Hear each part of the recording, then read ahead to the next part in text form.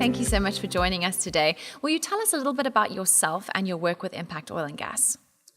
Well, my background is in geophysics. I graduated from Trinity College in Dublin way back in the early 70s and spent my first years working in the seismic industry, which ended up with me forming a seismic company called Merlin Geophysical back in 1979, which was sold to Schlumberger in 1986. And in fact, we were quite proud in many ways, because when Schlumberger moved into the exploration business, into the seismic business, we were the first company they acquired. That's brilliant. And with Impact Oil and Gas, how are you involved with them as chairman, I believe? Yeah, I'm chairman of Impact Oil and Gas. It's a relatively new company. It was formed in 2010. It was formed by five. I was one of them, five upstream people, geologists, geophysicists in the oil industry. And we saw an opening for a new company, particularly in Africa. Our first license was in South Africa in 2011. And at that time, hardly any companies were interested in South Africa. But we saw the potential of the country, so we applied for a license. And we were fortunate enough to get a license in the third licensing round. In fact, we and Shell were the only two companies that were awarded licenses in that round. Oh, wow. So we were quite proud of that. At the conference, so you've been on part of the panel for challenges and opportunities for independent companies in Africa. So what was that panel? What were some of the highlights of the discussion there? Well, I think, the industry has changed since the crash in 2014, the oil price crash. The industry has pulled back in many places. The American companies have retreated back to America, not entirely, but a lot of them have, and focused on shale oil. Trying to keep a company going and trying to keep investors happy through a period like that was quite a challenge. And I think we've been lucky enough. We have some very strong shareholders who've willing to see through the downturn, if you like, and have a long-term view about commodity prices, particularly oil prices. But unfortunately, some shareholders have very short-term horizons, and that's been the challenge for most companies, actually keeping shareholders happy and raising additional capital to keep their business going. So what do you think are the main challenges for small cap and mid cap players that are facing today in the E&P industry? I think obviously the biggest challenge is raising capital. I think the oil industry now is not seen, compared to technology, compared to pharmaceutical, as a very exciting business to be in with the oil price where it is. I think if the oil price recovers, then excitement will come back into the industry. And on top of that, there's been quite a few disappointments in terms of dry holes drilled by smaller companies and so on, in which they have participated. So shareholders are not getting the returns in the industry, from the industry, should I say, that they're expecting.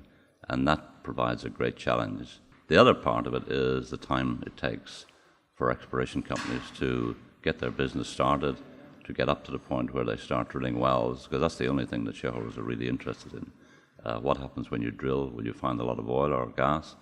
The work going on prior to drilling doesn't yield a result that can guarantee returns for shareholders. So it's the time scale that creates a problem. It takes too long to get from beginning to the point of drilling. So do you think now, with the rising oil price, that the African E&P industry will start to really gain momentum? Oh, I think it will. I think investors are coming back to the industry. I think you notice that with the interest that's now been shown by companies going public in London and elsewhere. For the last few years, it was impossible to raise any capital. So most companies who had thought about IPOing just put it on the back burner. And we as a company have always had in mind that someday we will go to the public markets, but we're waiting for the right time. And that time hasn't come yet, but it may be around the corner. Okay, so if it's not necessarily the time to go public, has the rising oil price changed your business strategy in any way? Well, it's brought a lot of the bigger companies back into the exploration market. The American companies now and some of the large majors are building up their acreage position, and that suits our business because our business model has been to go in before the majors to obtain licenses that we think the majors will be interested in, and then farm out to them. So we've succeeded in attracting 4 major companies, ExxonMobil, Statoil, Total, and CNOOC, to become our partners. In fact, 95% of our acreage now is partnered with majors. And we're trying to fill the hopper and bring in new opportunities. So that's been our focus over the last year or so, to identify and bring in new opportunities to the company. And that shows a degree of confidence for the future of our industry.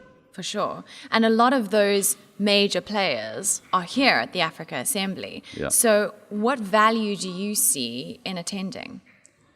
Well, you see all of our partners and hopefully some potential partners here in one place. So we have 4 people from the company here this week, and we're constantly having meetings and having discussions both with our existing partners and hopefully with potentially new partners, because we still have part of our portfolio we want to attract, and that's in Gabon.